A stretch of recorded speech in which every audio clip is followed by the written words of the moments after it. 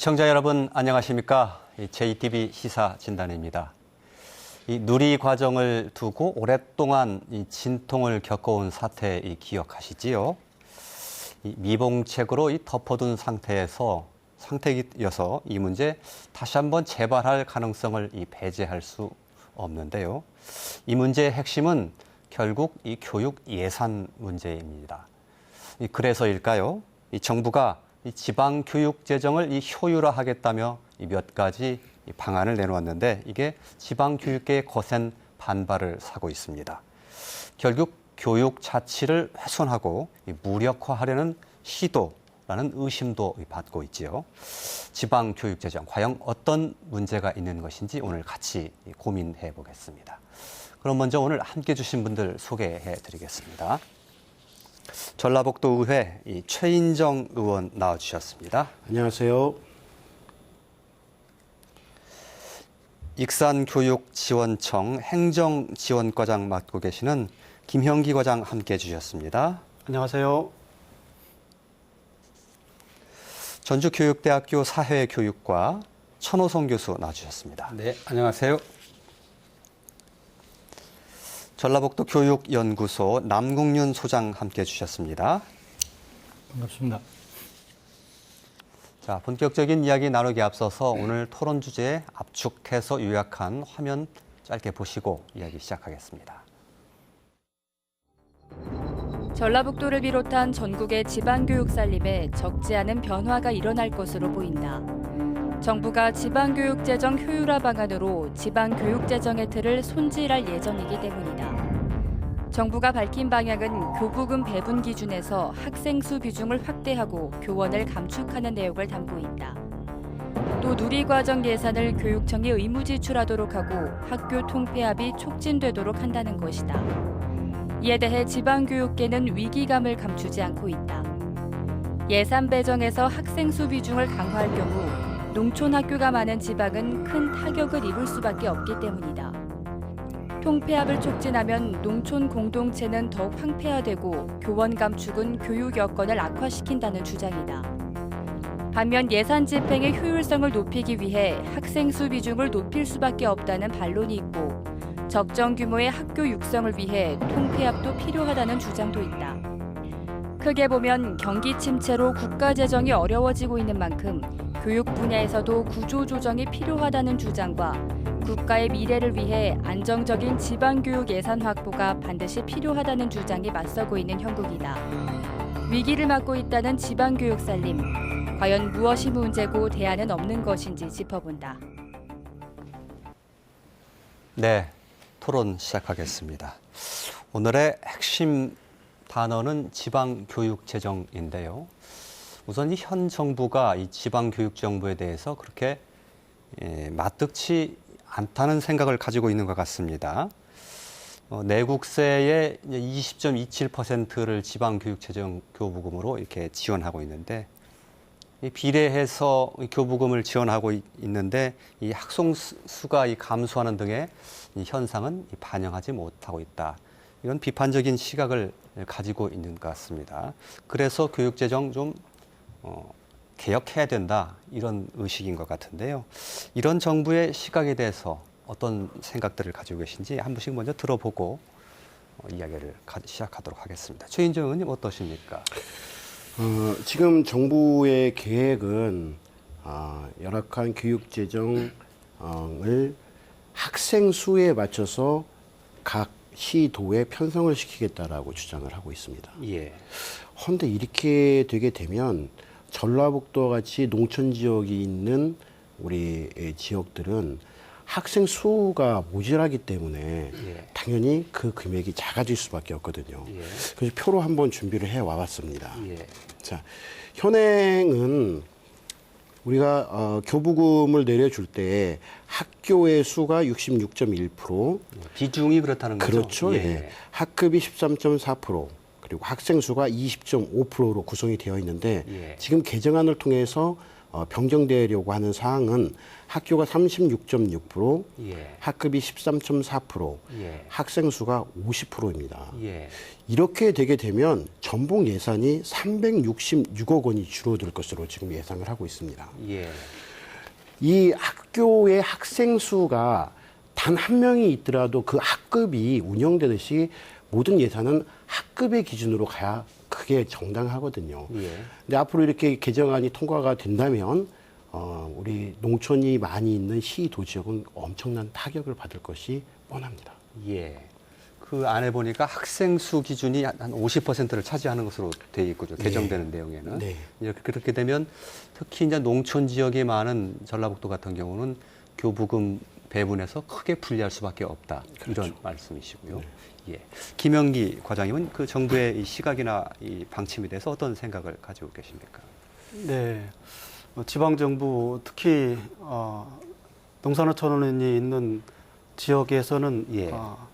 아주 많은 타격을 입을 것으로 생각이 됩니다. 예. 강원도나 전라남북도 등에서는 특히 가용재원이 거의 없는데 가용재원이 있어도 거의 기초수급자라든가 차상계층 쪽으로 거의 다 돈이 집중되고 있는 상황 가운데에서 또 가용 학생 수 기준으로 늘려놓으면은 우리 전라북도 같은 경우 기본 교육에 교실 교육에 많은 어려움을 아마 받을 것으로 생각이 됩니다. 예, 알겠습니다. 그 동안에도 사실은 그 전라북도뿐만 아니라 지방 교육이 상당히 좀 그 예산 문제 때문에 상당히 좀 어려움을 겪어왔다고 얘기를 듣고 있습니다. 이제 여러 가지 뭐 그 세수가 좀 줄어들다 보니까 교부금도 좀 줄어들고 전라북도의 교육 재정 상황, 뭐 살림의 현황이라고 할까요? 좀 잠깐 소개를 좀 해주실 수 있나요? 예, 아시는 것처럼 지방교육재정 교부금이 교육부 총량 자체가 2013년 이후로 계속해서 급감하고 있는 상황 가운데 있습니다. 예, 예.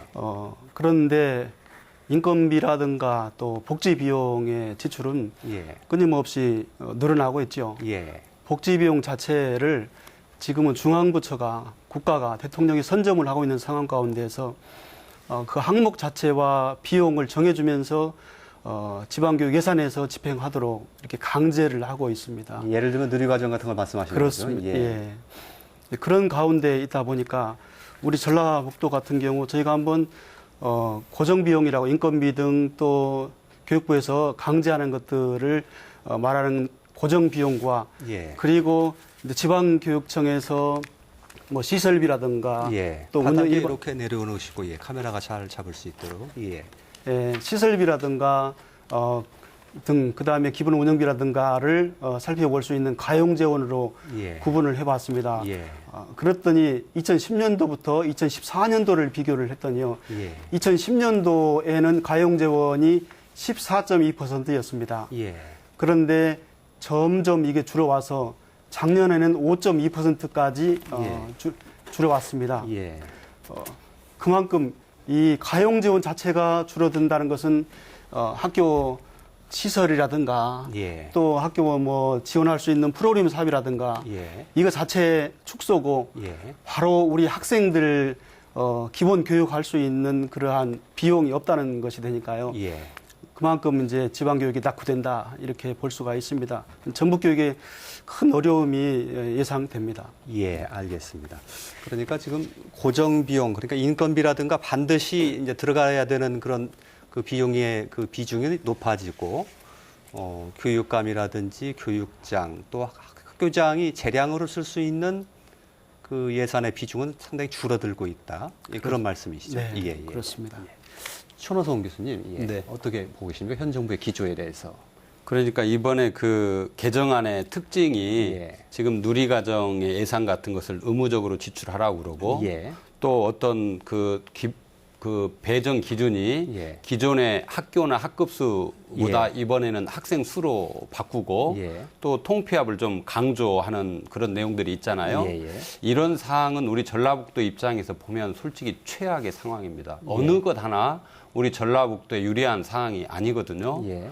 그래서 이런 상황이 지속되면 전라북도에 미칠 영향은 저는 아주 클 거라는 생각이 듭니다. 예. 그래서 이거를 우리가 지금 상황을 그냥 받아들이는 이런 차원이 아니라 전라북도 교육청뿐만이 아니라 우리 그 지자체를 포함해서 우리 교육 과정들을 모두가 이 부분을 어떻게 대응해 가야 할 것인가 예. 이 부분에 대해서 오늘 좀 진지하게 우리가 예. 논의를 해보는 그런 시간이 필요하다고 봅니다. 예, 알겠습니다. 남경련 소장님. 예. 예, 정부의 내년도 그 예산 편성에 대한 지침들은 굉장히 위험한 발상이라고 생각합니다.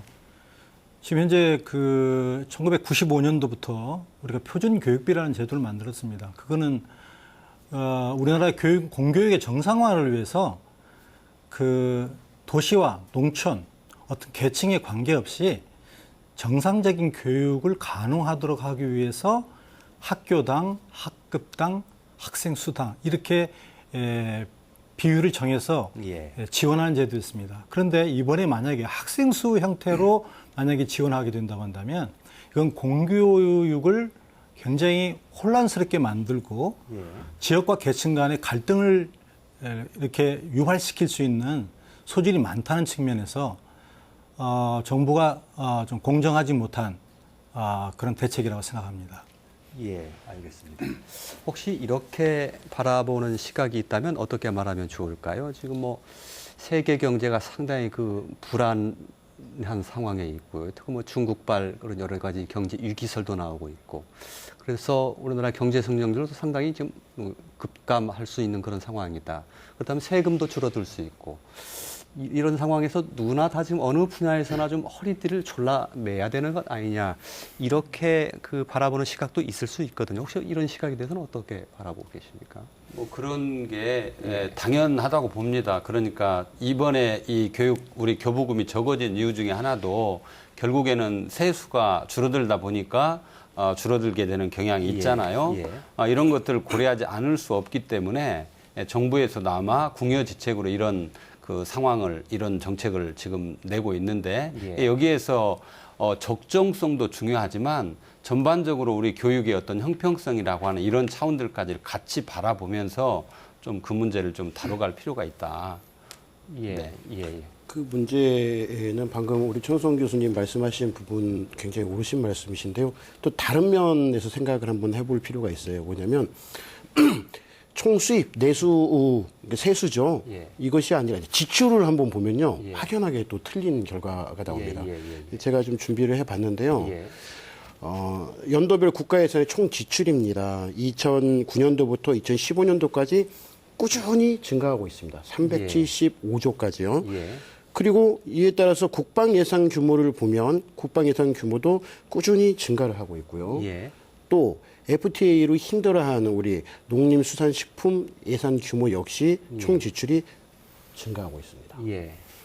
자, 그런데 국가 예산의 총 지출이 2014년과 5년만 비교해 봤을 때에도 5.5%가 증가를 했단 말입니다. 그런데 지방교육 재정 교부금은 2014년 대비 2015년이 오히려 3.5% 감소했어요. 그러니까 이 세수 예산 총 수입에 비교하면은 우리 세수가 떨어진다라고 볼 수 있으나 우리는 돈이 내려오는 거 아닙니까? 지출이거든요, 결국은. 근데 지출 부분은 국가의 총 지출이 늘어나고 국방 예산도 늘어나고 농수산도 늘어나는데 결국 우리 교육 예산은 줄어든다라는 거죠. 이렇게 되다 보니까 전국 지방교육 재정 교부금 현황이 2014년 대비 2015년이 약 1조 4,625억이 줄어버렸습니다. 이것은 국가가 교육에 대한 예산을 홀드하고 있다라고 얘기해도 과언이 아닌 거죠. 이런 부분들은 우리가 좀 짚고 넘어가야 된다고 생각을 합니다. 그러니까 지금 국가가 좀 우리나라 그 채무가 좀 상당히 늘어나고 있는 상황인데요. 그러니까 채무가 늘어나면서까지 뭐 국방이라든지 농림식품 예산이라든지 뭐 보건이라든지 복지 이런 쪽의 예산은 자꾸 늘려가면서도 유독 지방교육에 대한 예산은 오히려 줄이고 있다. 이런 말씀이시잖아요. 그거 좀 문제가 있지 않느냐. 이런 지적이신 것 같습니다. 이 얘기 먼저 하죠. 지난해, 올해까지 이어졌었죠. 한동안 그 진통을 겪었고, 일부 좀, 그 얘기 좀 이제 좀 지겹습니다 하시는 분들은 좀 있을 수 있겠습니다만, 누리과정 얘기 좀 해야 되겠습니다. 정부의 그 재정 효율화 방안 속에 누리과정 예산은 지방교육청에서 의무적으로 편성해라. 이 얘기가 들어가 있었고 이게 또다시 문제를 일으킬 그런 소지가 있기 때문에 그 얘기를 좀 해야 될 것 같은데요. 의무 편성하게 된다면 어떤 현상이 일어나게 됩니까? 제가 먼저 말씀을 드릴게요. 이어서 아까 그렇게 교육재정, 지방교육재정 부담금이 점점 줄어들고 있는 상황입니다. 그래서 그 안에서 또 전라북도 교육청의 예산안을 살펴보면은요, 2014년 대비 2015년이 보통 교부금은 647억이 줄었어요. 그런데 교직원 인건비는 상당히 많은 부분을 차지하고 있어요. 2조 1,627억, 물론 이 외에 법정 부담금이나 우리 도민들이 내시는 세금이 별도로 있기는 합니다. 하지만 국가에서 내려오는 보통 교부금은 2조 1,627억 중에 1조 5천억이 인건비로 차지할 만큼 인건비 부분이 커요. 아까 우리 김영기 과장님께서 안에서 우리가 자체적으로 활용할 수 있는 비용이 굉장히 사실 적다라고 했잖아요. 이걸 보면 알 수 있습니다. 그런데 2015년도에 보니까 인건비 당연히 자연 상승을 했겠죠. 얼마냐? 504억 정도 상승이 했습니다. 이 안에는 명예퇴직 경비도 들어가 있고 여러 가지 경비들이 들어가 있습니다. 비정규직도 있고요. 근데 이렇게 열악한 상태에서 파이는 그대로 놓고 누리과정 예산에 2015년도 817억을 얹으라. 의무 경비로 써라. 또 2016년도는 이거보다 좀 더 늘을 거 아닙니까? 그러면 전북 교육청의 재정이 어떻게 될지, 살림이 어떻게 될지는 불보듯 뻔한 일이겠죠. 그래도 지금 정부에서는 밀어붙이기 식으로 하라 그 얘기 아닙니까? 그거 어떻게 해야 됩니까? 과장님. 저는 그런 문제에 대해서 먼저 국회와의 사전 조율이 있어야 된다 생각을 합니다. 아까도 말씀드렸습니다만은 저희의 가용재원이 천억 안쪽인데요. 지금 이제는 이런 가운데 이제 복지비를 늘려놓는 것이 국가에서 선점해서 단가 또 인원수 해가지고 이렇게 막 불리다 보니까 지금은 지방 정부의 시도교육청 예산부서 사람들이 불만 갖는 것이 지방교육자치는 없구나. 지금은 자치는 인사 정도만 자치 좀 허용해주고 재정도 정부에서 다 가져갔다. 무슨 말씀이냐면은 돈 예를 들어 세금이 좀 불어나고 지방에 주는 돈 규모가 불어날 때는 정부에서 어떤 사업 항목을 새로 만들어줍니다. 새로 만들어주면서 그 돈을 집행하도록 해요. 그리고 다음에 이제 세금이 줄어들게 되면은 그 부담을 줄여줘야 되는데 지금처럼 의무경비로 집어넣어버립니다. 예전에 유아교육이 그랬습니다. 방과 후 교육이 그랬습니다.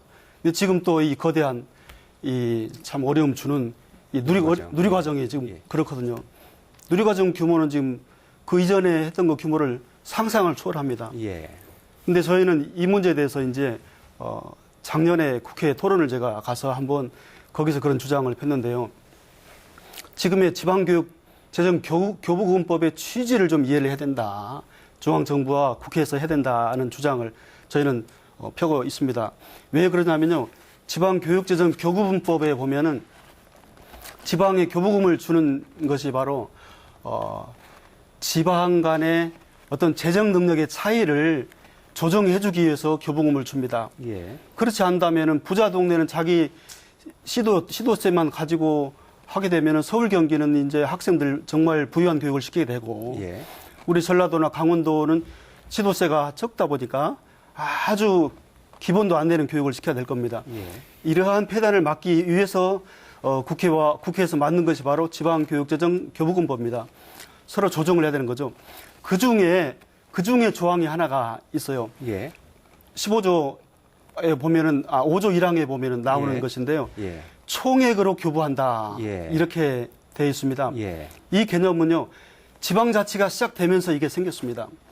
2004년도, 5년도 가면서 그 전에는 의무경비 플러스 별도경비, 목적성 경비 이렇게 분리되어 있던 것을 그때 지방교육자치가 들어오면서 이제는 그런 것을 구분하지 말고 총액으로 지방에 내려줘서 지방에서 의회와 함께 심의 받고 주민 참여를 통해서 감시를 받고 해서 정말 자치 능력을 키우고 하는 형태로 운영하라 해서 지방교육재정 교부금법 5조 1항에 그 내용이 명시가 됐습니다.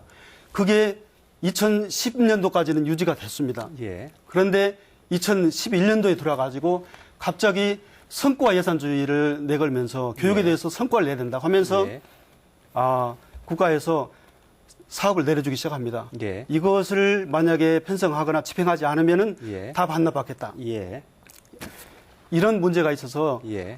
지방교육청으로서는 직접 교육을 대통령이 교육부 장관이 담당하고 예. 지방교육감 하면 관리만 하라는 것이다. 예. 예. 이런 불만들이 나오고 있다는 것이죠. 예, 예. 자율권이 크게 훼손당하고 있다. 지금 그런 말씀을 하시는 그렇습니다. 거죠. 예, 네. 알겠습니다. 예, 예. 이 국가에서 교육 조치를 분명히 인정함에도 불구하고 의무성 경비로 그것을 예산을 세우라라고 하는 것은 교육 자체를 예. 철저하게 무시하는 것이고 예. 또 방금 우리 기자님께서 말씀하신 대로 이 문제에 대해서는 의회의 어떤 심의 권한이나 예. 같이 소통하고 의결하는 권한인 우리 의회의 권한을 또 심의 훼손을 또 시키는 경우가 예. 나오죠. 그러니까 결국은 이 모든 사안들을 해결을 하는 것은 아까 국방비나 농수산에 대한 예산이 비율이 올라가듯이 우리 지방교육재정 부담금에 대한 비율도 20.27%에서 25%로 예. 상향 조정을 반드시 해야 된다는 결론이 나옵니다. 예, 알겠습니다. 혹시 그 정부가 그렇게 뭐 표면적으로 말은 하지 않고 있습니다만 누리과정 같은 걸 예산 그 의무 편성하도록 하는 것은 사실상 뭐 그 급식이라든가 이쪽에 편성된 예산을 좀 줄여서 이쪽으로 좀 옮겨서 좀 써라.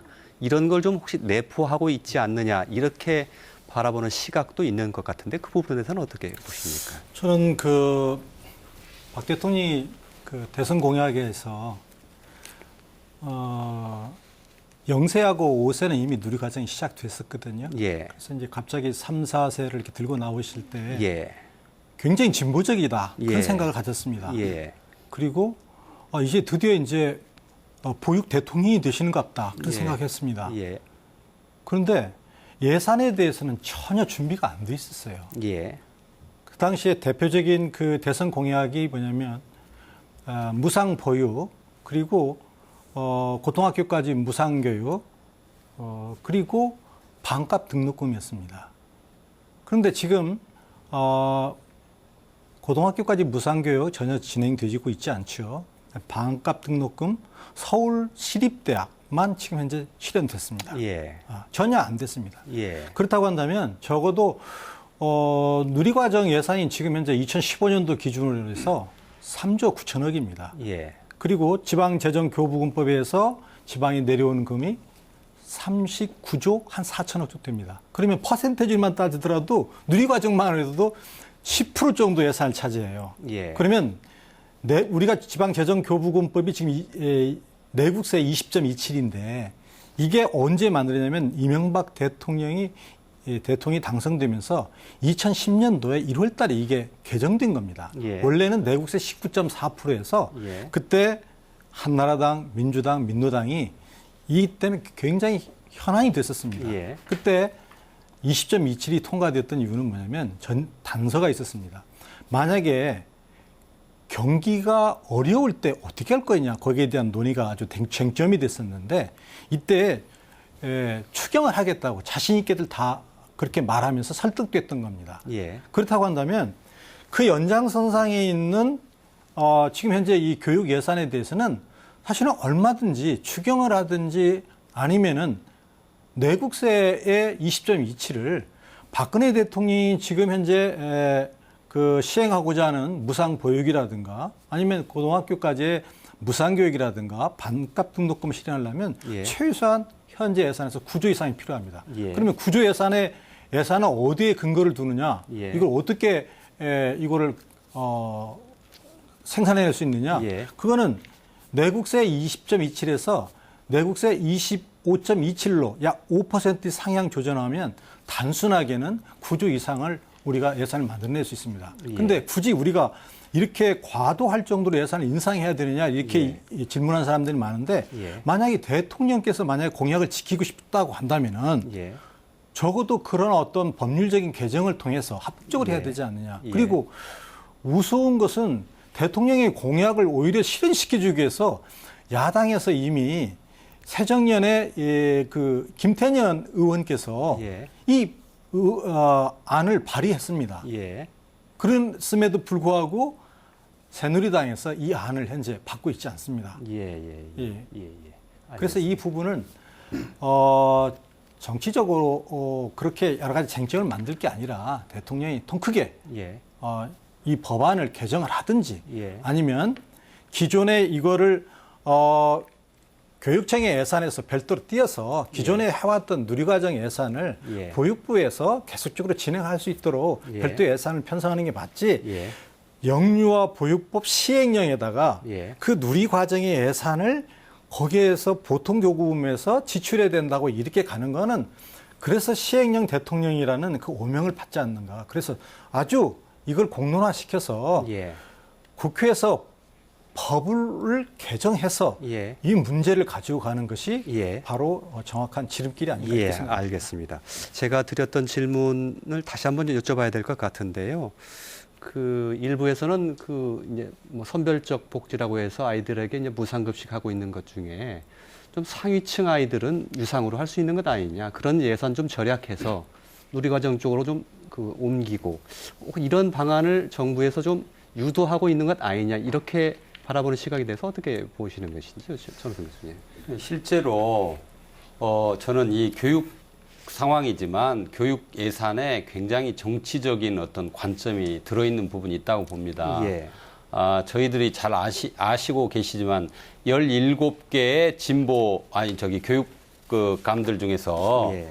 13분 정도가 지금 진보 성향을 가지고 예. 있잖아요. 예. 그래서 그분들이 어떤 재량 사업을 하거나 이렇게 할 수 있는 부분들을 정부가 교묘하게 어떤 길들이기를 통해서 뭔가 예산을 효율적으로 쓸 수 있는 쪽으로 유도하기 위해서 예. 이런 아마 그 정책을 저는 펴고 있다고 봐요. 그 중에 하나가 대표적인 게 무상급식 중에 하나입니다. 예. 무상급식을 하면서 많은 사람들이 그런 정책에 대해서 동의를 하고 그런 쪽에 정치적 성향으로 맞춰 가다 보니까 지금 기득권을 갖고 있는 사람들이 자기들하고 배타적인 어떤 관점에서 그런 문제가 대두될 수 있기 때문에 예. 그렇게 가는 것이고 역사 교과서의 문제도 예. 지금 논란이 우리가 예. 되고 있는데 거기에도 교육이지만 그 안에 교묘하게 정치 논리 같은 게 좀 들어가 있지 않나.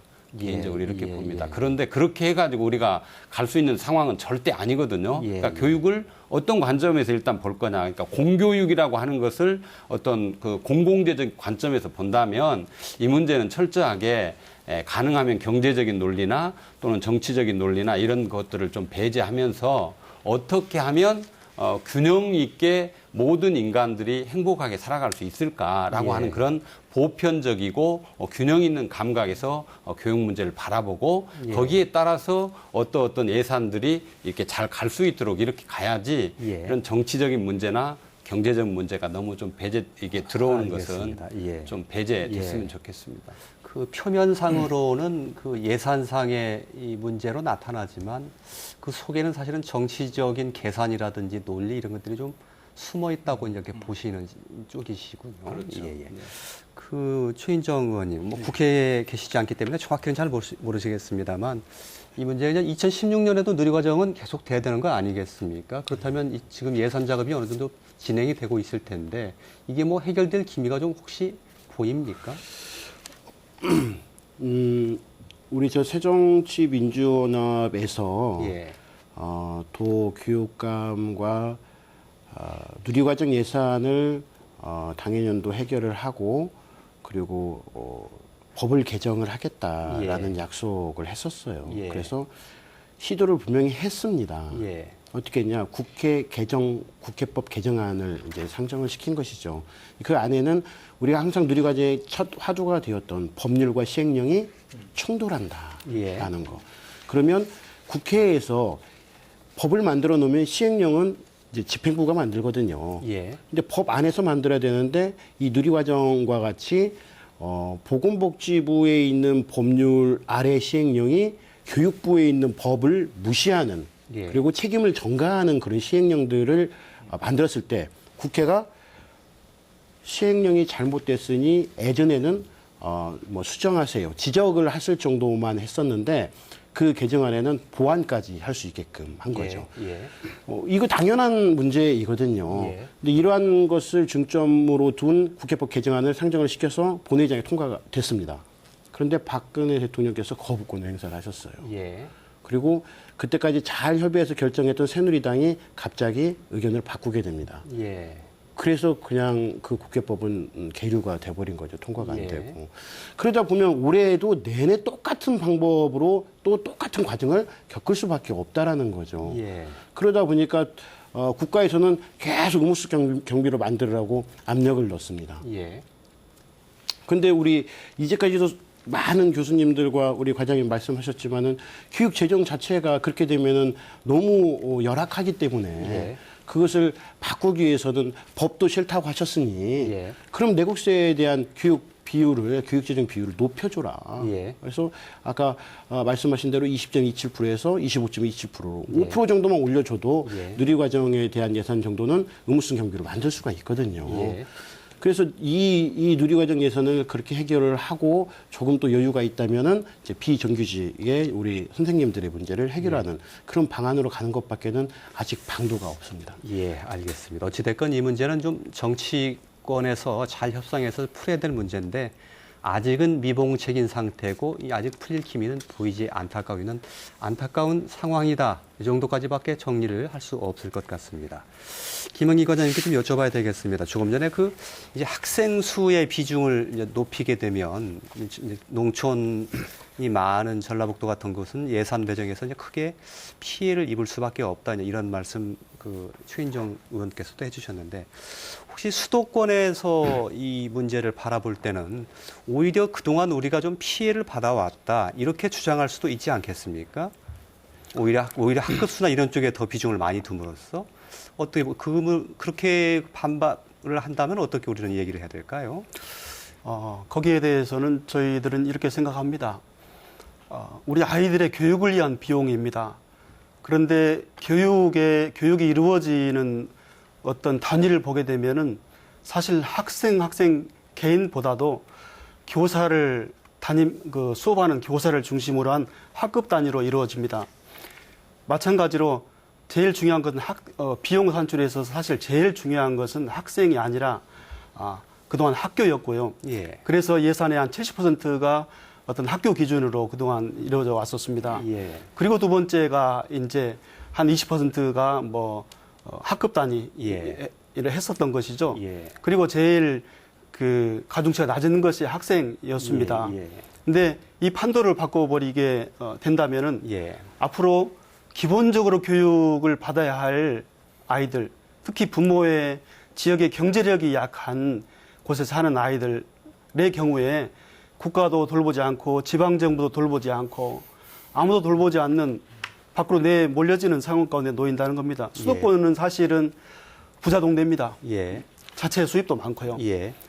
그런데 우리 지방 특히 전라도라든지 강원도라든지는 지방세, 시도세 거의 끄트머리지 않습니까? 예.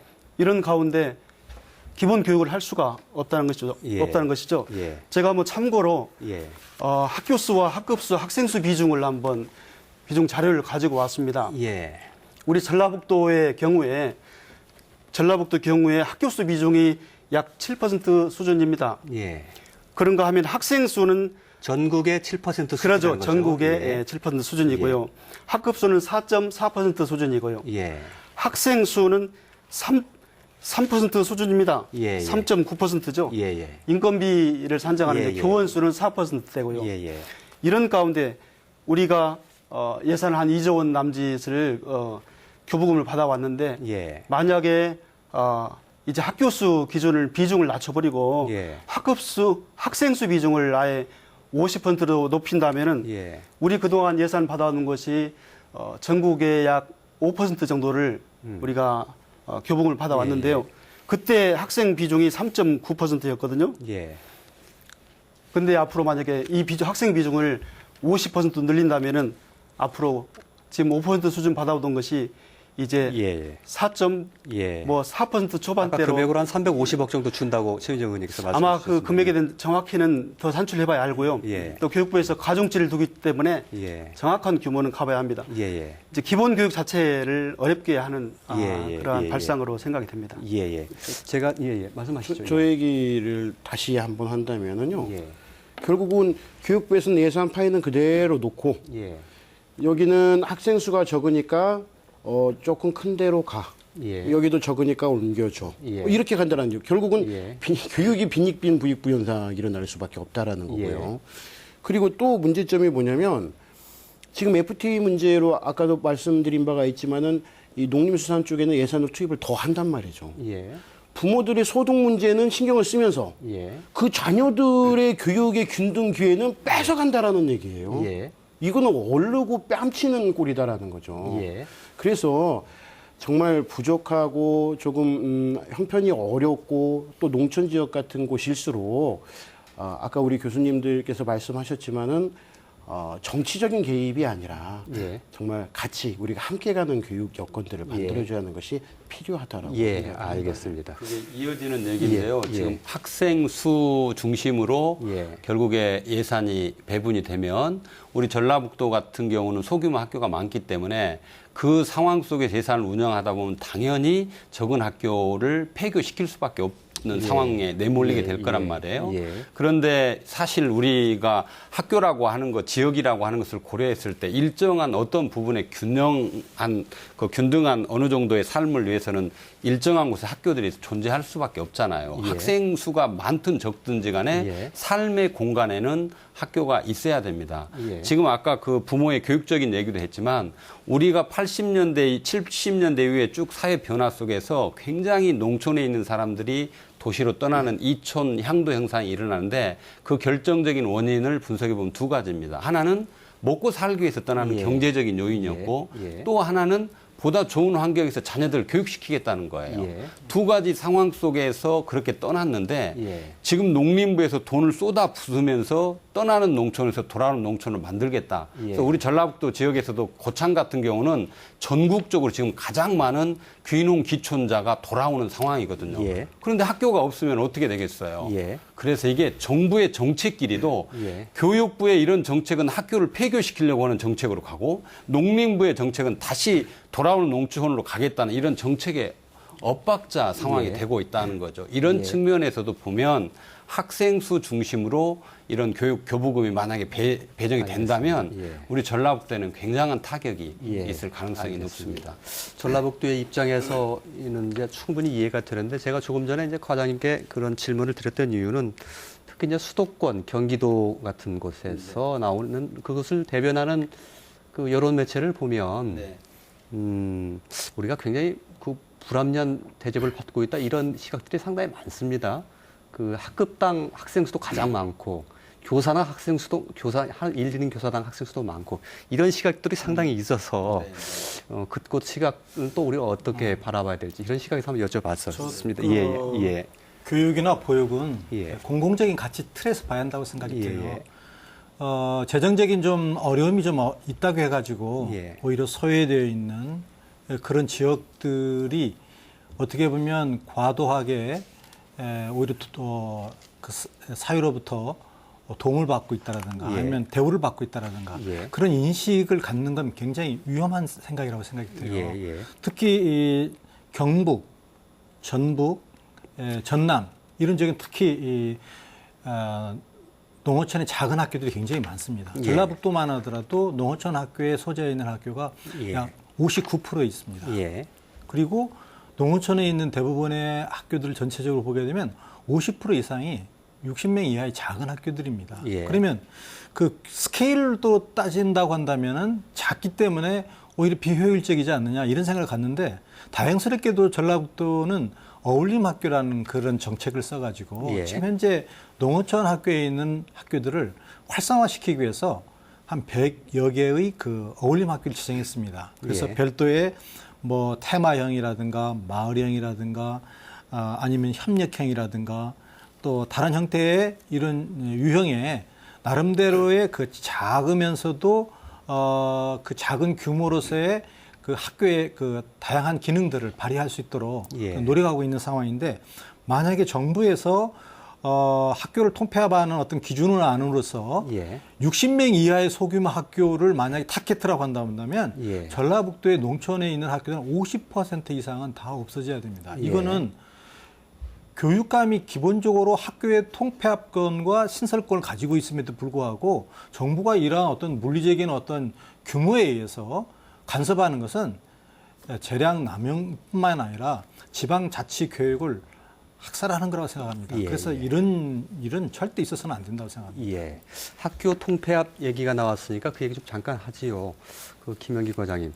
혹시 이제 정부에서는 이 뭐 효율화 방안을 하나로서 학교 통폐합을 좀 촉진하고 그렇게 하는 곳에 뭐 인센티브까지 주겠다 이런 방안을 내놓은 바가 있는데 구체적인 지금 지침이 나온 게 있습니까? 아니면 나올 예정인가요? 어떤 그 와중에 있나요, 지금? 내부 협의 중에 있는 것으로 알고 있습니다. 예. 이제 기본 틀은 이미 정해져 있는 것이고요. 예. 어, 그 기본 틀이라는 건 어떤 겁니까? 통합으로 가는데 예. 이제 통합했을 때 인센티브를 얼마 줄 것인가 예, 뭐 예, 이런 예. 거에 예, 대해서 예. 이제 입법 예고도 하고 해놓고 예, 있습니다. 예, 그래서 예, 예. 우리 전라북도 교육청에서도 여기에 대한 검토 의견을 또 제출하고 이렇게 하고 있는데요.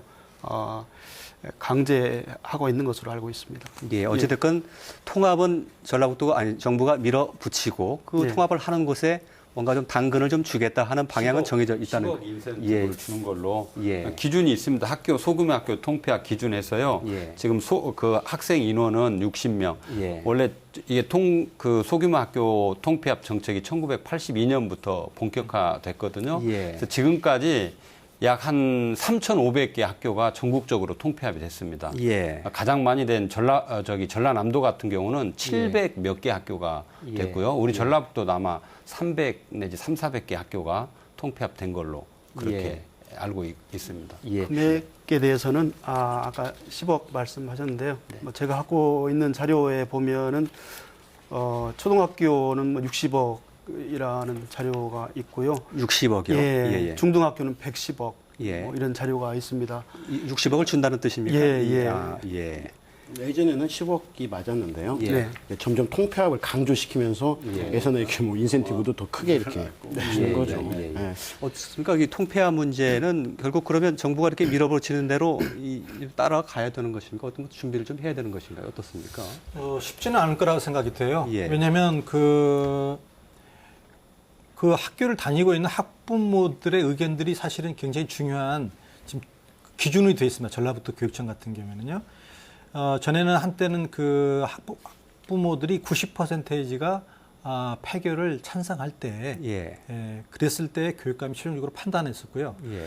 또 그리고 지금 현재 국공립 학교들을 통폐합하는 거는 어떻게 보면 국가의 통제하에 있기 때문에 어느 정도 가능성이 있습니다. 드라이브 하는데 좀 유리하죠.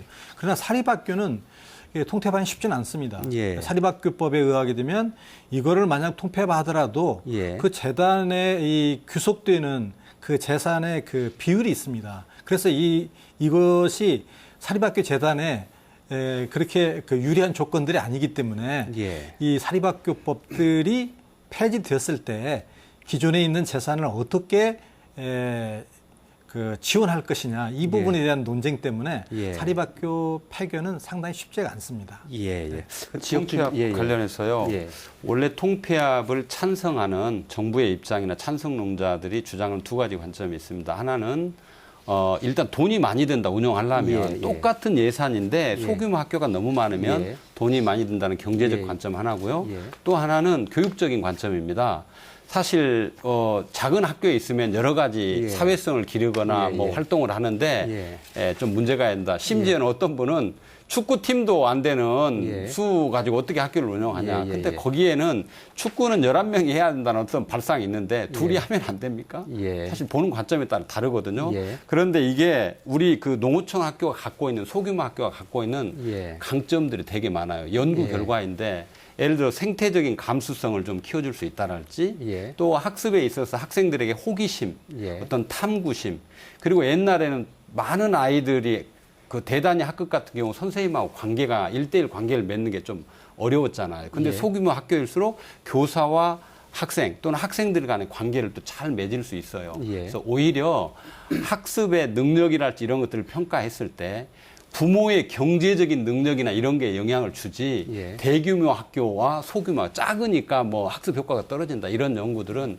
최근에는 거의 좀 잘못된 연구로 그렇게 나오고 있습니다. 예, 알겠습니다. 무조건 뭐 큰 것이 좋은 것은 아니겠지만 그래도 적정 규모의 그 학급당 학생 수 또 학교에서의 적정한 인원 수가 필요하다 이런 연구도 좀 있긴 있는 것 아닌가? 네, 당연히. 네, 예, 예. 알겠습니다. 한 가지만 더 얘기하죠. 그 정부의 방침 속에 교원 감축 얘기도 좀 들어있더군요. 또 기간제 교사 같은 이런 뭐 비정규직을 좀 최소화하겠다 이런 문제도 들어있는데 이거 뭐 교원 감축하는 것은 당연히 뭐 어느 그 교계에 있으신 분은 다 반대하실 것 같은 생각인데 어떻습니까? 예, 제가 먼저 말씀드릴게요. 학생 수가 감소하면 교원 수도 감소해야 한다라는 그 문장을 놓고는 예. 합리적이다라고 생각을 하실 겁니다. 예. 하지만 그 속도가 중요하다라고 생각을 해요. 학교에서 예를 들어서 10명의 학생 수가 감소했다고 해서 학급이 감소하는 건 아니거든요. 예. 그렇기 때문에 기존의 선생님들 분명히 계셔요. 그렇지만 그 감소의 비율이 굉장히 커졌을 때는 학급이 줄어들거든요.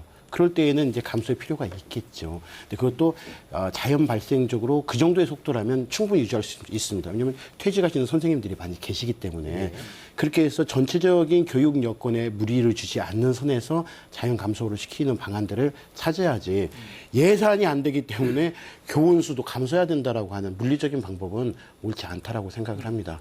그리고 또 아까 말씀을 좀 드렸었던 학생 수대로 재정을 만들고 또 그래서 학교를 또 통폐합을 해야 되고 이런 것들은 사실 법적으로도 맞지 않아요. 우리 법에는 헌법 제31조와 그다음에 교육기본법이 있습니다. 국가 지자체가 어느 누구나 교육을 받을 수 있게끔 균등하게 기회를 보장해야 된다라고 의무화시키고 있어요. 이런 것을 어떤 방법으로 하냐? 바로 교원수, 학급수 가지고 한다라고 정리를 하고 있거든요. 이런 법적인 사항도 굉장히 틀린 부분을 지금 정부가 주장을 하고 있는 거죠. 또 그리고 그 최윤정 그 의원의 그 기본적으로 제가 지지하면서요. 중요한 건 뭐냐면 우리 사회가 굉장히 뭐 이제 국민소득 1인당 뭐 28,000불 이렇게 얘기해요. 그럼 여기에 맞는 위상들이 필요한데 교육 환경도 마찬가지로 우리가 지금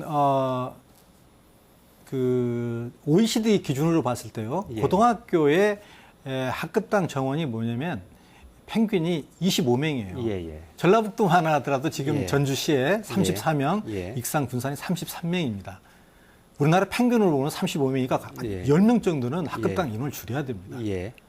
그리고 교사 1인당 학생 수 이거 보더라도 지금 현재는 우리가 OECD 기준 대비해서 보통 한 2명 정도가 지금도 우리가 더 많이 부담하고 있습니다.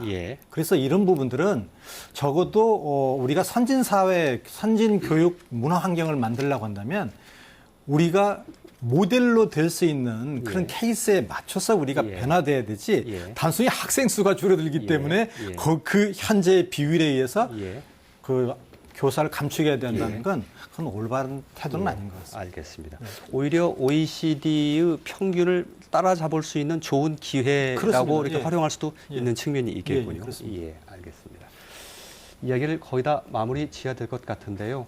한 가지 그 교부금 비율은 지금 현재 20.27%인데 25% 정도로 상향만 된다면 상당히 여러 가지 것들이 잘 풀리게 될 것이다라는 데는 뭐 다들 동의를 하시는 것 같고요. 교부금을 많이 주면 좋지만 무한정 줄 수는 없는 것이니까. 그런데 이제 주어진 우리 주는 돈에서 현재 배당 받은 교부금 내에서 적정하게 어떻게 사용할 것인가에 대한 그런 대안도 교육청은 좀 심도 있게 고민을 해봐야 되겠죠. 그럴 것 같군요. 자, 오늘 토론을 좀 정리를 해야 될 것 같은데요. 미처 못 하신 말씀들이 조금씩 있으실 겁니다. 한 30초에서 한 50초 사이로 좀 정리를 좀 해주실 것을 부탁드리면서 먼저 남궁윤 부장님께 좀 드리겠습니다. 저는 근본적으로 뭐 그 현재 내국세 20.27에서 25.27을 주장하기도 하지만은 만약에 박 대통령이 현재 지금과 같은 무리한 수를 두지 않고 지방 교육 자치를 훼손하지 않는 거라고 한다면 좀 달리 할 수는 있다고 생각합니다. 예. 그러나 만약에 대통령이 공약을 지킨다는 차원에서 무상교육을 고집하고 그다음에 고등학교까지 무상교육 또 반값 등록금 이거 하려고 한다면 내국세 20.27에서 25.27은 기본이고 또 그리고 GDP 대비 우리가 공교육 부담비가 지금 현재 4.8% 정도예요. 예. 공교육비라고 한다면 우리가 전체적으로 보면 민간하고 국가가 다 합쳐서 지금 현재 7.6%를 해서 예. 우리가 어떻게 보면 탑 클래스에 있는 나라입니다. 근데 예. 문제는 불행하게도 민간이 부담하고 있는 공교육비가 굉장히 많다는 거예요. 예, 예. 고등학교까지만 보면은 사실 민간들이 부담하는 사부담비가 꽤 많지 않습니다. 지금 예. 제가 말씀드린 것은 사부담 사교육비, 예, 예. 예를 들어서 가외라든가 예, 학원 예. 다니는 그걸 예, 예. 제외하고요. 예. 근데 대학교에 가게 되면 우리 등록금은 엄청 비쌉니다. 예. 그래서 지금 현재 퍼센트로 나누면 공교육비 안에서 공부담 공교육비 국비가 지금 4.8%고 민간이 영역이 2.8%입니다. 그래서 예. 7.6%예요. 예. 그래서 이 기회에 교육 대통령이나 보육 대통령이 되고 싶으면 그런 욕심이 있으시면 GDP 대비 6%를 상향 조정해서 예. 예산을 좀 편성해 놓으면 예. 적어도 이러한 어떤 뭐 누리뿐만 아니라 다른 모든 부분들을 포함해서 가지고 갈 수 있는 그 결과를 낳지 않을까 그런 생각을 했습니다. 예. 손호석 교수님.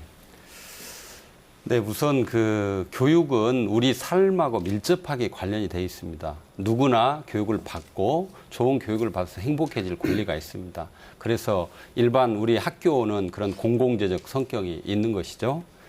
지금 요번에 그 개정되는 지방교육재정교부금 개정안을 보면 우리 전라북도에는 굉장히 그 어렵고 부담스러운 상황으로 지금 내몰리고 있습니다. 이런 상황에 직면했을 때 이제 우리가 어떻게 전라북도에선 대응할 것인가 이 점에 대해서 우리가 한번 고려를 해봐야 된다고 보는데요. 첫 번째는 이런 상황 속에서 우리하고 비슷한 여건에 있는 예를 들어서 강원이랄지 경북이랄지 충북이랄지 전남이랄지 예. 이런 그 지방자치단체나 교육단체하고 예. 좀 연대해서 같이 좀 대응할 필요가 있다. 예. 국가를 상대로 해서 하는 대응 중에는요. 또 하나는 우리 전라북도 자체적으로 이 문제를 예. 한번 되돌아볼 필요가 있습니다. 예. 물론 여러 가지 잘 하고 있음에도 불구하고 우리 전라북도에서 예를 들면 그 지방자치단체가 하고 있는 교육 사업과 교육청이 하고 있는 사업이 중복되거나 이런 부분들이 상당히 의외로 많습니다. 예. 이런 것들을 잘 좀 검토하고 분석해서 연대와 협력을 하면 주어진 예산을 가지고 좀 더 예. 효율성 있게 사용할 수 있지 않을까. 예. 이 점을 같이 고민해야 된다고 봅니다. 예, 알겠습니다. 김영기 부장님. 예. 네. 앞선 두 분께서 또 잘 말씀해 주셨는데요. 지금의 어려움은 재정 규모의 엄청난 축소가 가장 큰 원인입니다. 이 문제에 대해서는 아까 말씀 주신 것처럼 학부모들께서 움직여야 된다 저는 이런 말씀을 드리고 싶습니다. 예. 결국은 자녀들에게 예. 위기가 올 것이고 예. 하기 때문에요. 예. 그렇다고 같은 반에 있는 다른 아이들한테 아주 저급한 수준의 교육을 하는데 당신 자녀하고 데리고 나가서 별도로 할 수도 없는 상황이지 않습니까?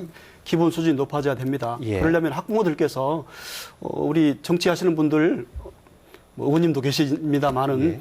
특히 국회의원님들 움직이셔야 된다고 생각합니다. 예. 예. 정말 복지 중에 복지가 교육이지 않습니까? 예. 예. 그래야 되는데 참고로 제가 한 가지 말씀드리는데요. 전라북도는 짧게 좀 예, 부탁드리겠습니다. 전라북도는 이 복지비 수준이 정말 높습니다. 예. 특히 기초수급자가 많아요. 전국에서 비중으로 보면 1위입니다. 예. 그런데 돈이 축소되면은 그 아이들 차상위 계층까지도 학비 지원 거의 못합니다. 예, 알겠습니다. 예, 그래서 이 문제에 대해서는 좀 옮겨 주시고요. 그리고 또 한 가지만 짧게 말씀드리면 예. 지방 재정에 대해서 자율성을 달라는 것입니다. 총액 배분했으면은 총액 배분하고 예. 감시할 수 있도록 감시할 수 있는 기구들 장치들을 확실히 예. 가동시켜 달라. 예. 그러면 훨씬 더 운영을 잘할 것이다. 예. 이 말씀을 드립니다. 알겠습니다. 최인정 의원님. 교육은 점점 다양하게 변화하고 있습니다. 관심사가 틀려지듯이요. 지금은 다문화 가정, 한부모 가족, 스마트폰, 학교 폭력, 기존에 들어갔던 교육 예산보다 더 많은 관심사가 생기고 그리고 그 관심사를 위한 교육 예산이 들어가고 있어요. 이걸 챙기지 못하면 결국은 사회적 비용으로 다시 국가가 재투자를 해야 돼요. 예. 아마 지금 투자하지 않으면 더 크게 투자할 일이 생길 것입니다. 예. 더군다나 한국, 대한민국은 무슨 힘으로 왔습니까? 교육의 힘으로 왔습니다. 예.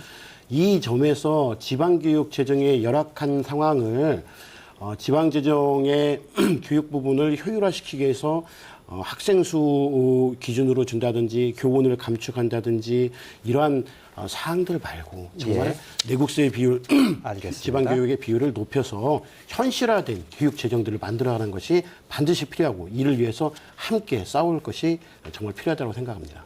예, 알겠습니다. 자, 오늘 토론 주제를 지방교육 살림 위기인가 이렇게 물음형으로 달아봤는데요.